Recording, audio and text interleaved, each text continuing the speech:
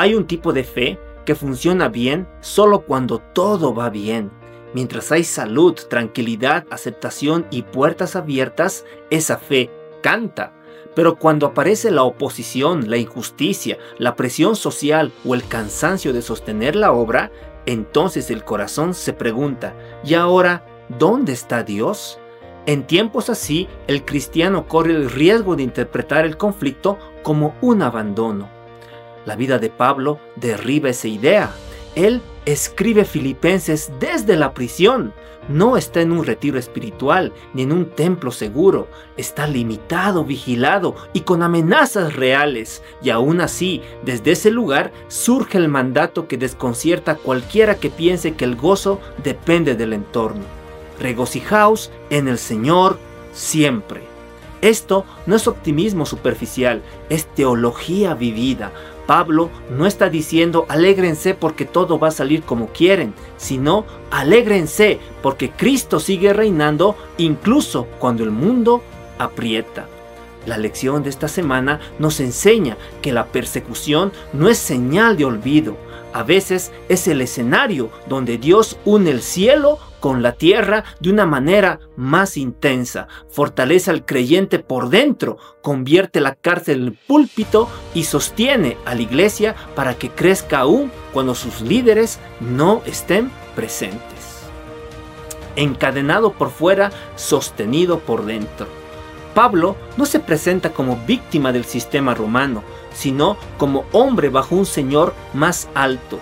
Por eso puede decir, yo, Pablo, prisionero de Cristo Jesús. Esa frase es una declaración de gobierno espiritual. Roma puede haber firmado el arresto, pero Cristo gobierna la historia. Y ese enfoque cambia el significado de las cadenas. Ya no son solo vergüenza o pérdida, sino un lugar donde el poder de Dios se ve con mucha nitidez. Pablo explica su experiencia así: tenemos este tesoro en vaso de barro, perseguidos, mas no desamparados, derribados, pero no destruidos. La persecución golpea por fuera, pero el Señor sostiene por dentro. El corazón de esta parte es entender que el cristiano puede estar presionado externamente y sin embargo permanecer firme internamente porque el sostén no es humano. Aquí entra el papel del Espíritu Santo. Pablo no soporta por pura fuerza mental, su resistencia nace de una realidad espiritual. Dios habita en él, por eso puede decir que su debilidad resalta la excelencia del poder de Dios. Esa es la lógica del cielo. En la fragilidad humana, la gracia divina se hace visible. Esto también corrige nuestra manera de orar. A veces pedimos solo que Dios quite la prueba. Pablo nos enseña a pedir algo más profundo, que Dios nos sostenga, nos limpie, nos afirme y nos use incluso en el conflicto. Cuando la iglesia aprende esto, deja de ser una comunidad que se queja por la presión y se convierte en una comunidad que brilla bajo presión. La persecución puede encadenar el cuerpo, pero no puede destruir al creyente que es sostenido por dentro por Cristo y el Espíritu Santo. Dios guía hacia Macedonia y la prisión se vuelve púlpito.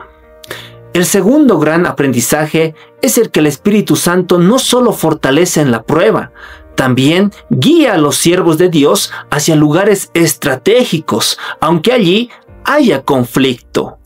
Pablo quería predicar en otras regiones, pero Dios redirigió el plan mediante una visión. Pasa a Macedonia y ayúdanos. ¿Qué significa esto? Que el cielo está involucrado en la misión de la iglesia. No es un proyecto humano. Dios abre y cierra rutas y a veces conduce hacia un campo que traerá fruto y también oposición.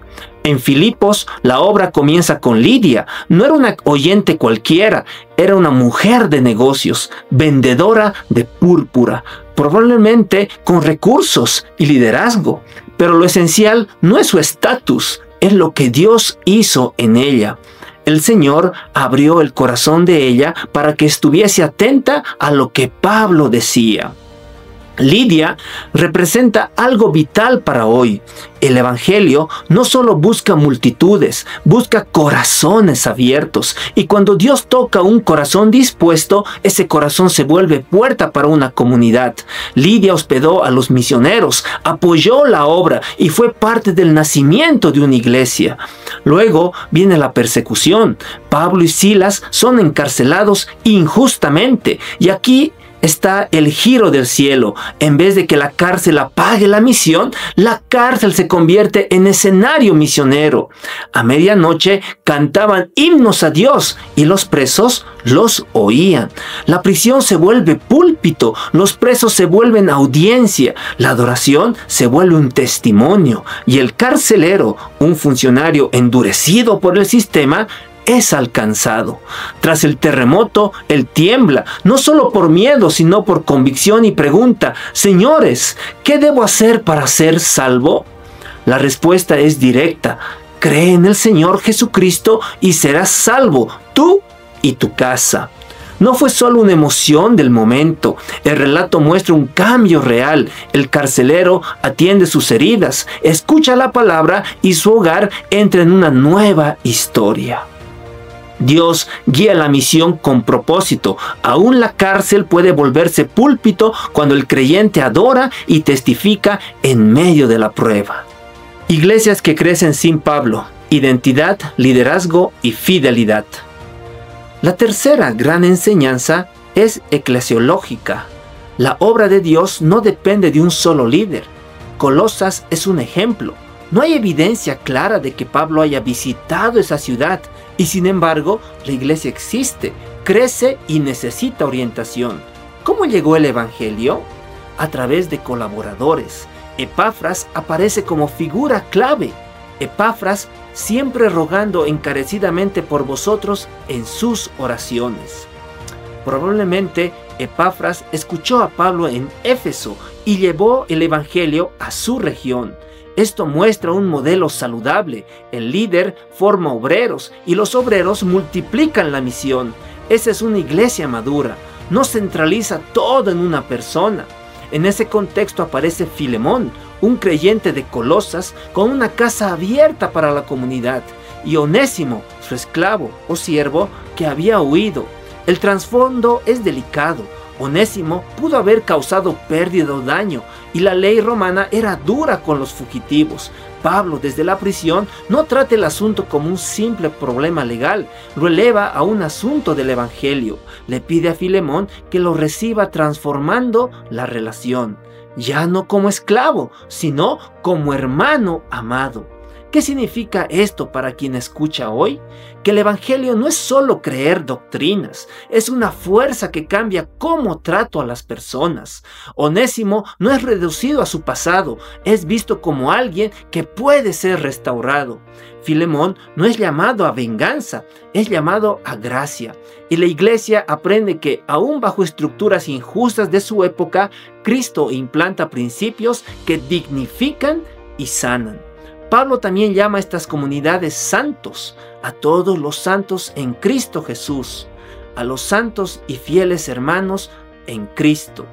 Santo aquí no es perfección sin lucha, sino pertenencia, apartados para Dios, viviendo para Él en un mundo hostil, y esa identidad se sostiene con organización y fidelidad, no con improvisación.